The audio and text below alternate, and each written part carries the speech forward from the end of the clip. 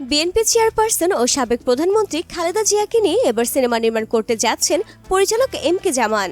Mother of democracy শিরোনামে ইতোমধ্যে পরিচালক সমিতিতে সিনেমাটির নামও নিবন্ধন করা হয়েছে। সিনেমাটি প্রযোজনা করছে আকন্দ এন্টারটেইনমেন্ট পিএলসি।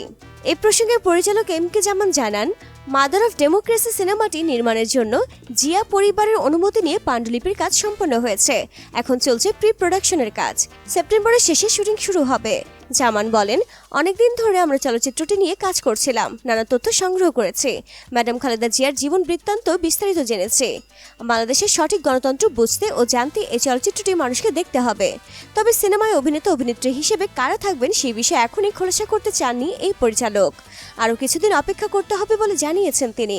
তার কথায় নিশ্চয়ই কাস্টিংয়ে চমক থাকবে। এত বড় একটা চলচ্চিত্র তো যাকে তাকে নিয়ে করব না, তবে শুটিংয়ের আগে সিনেমার কাস্টিং জানানো হবে। তো ডিয়ার ভিউয়ার্স, খালেদা জিয়াকে নিয়ে সিনেমা বানাতে যাচ্ছেন পরিচালক এম কে জামান। এই ব্যাপারে আপনাদের কি মন্তব্য? নিচে অবশ্যই কমেন্টস লিখে জানাবেন আপনাদের মূল্যবান মতামত।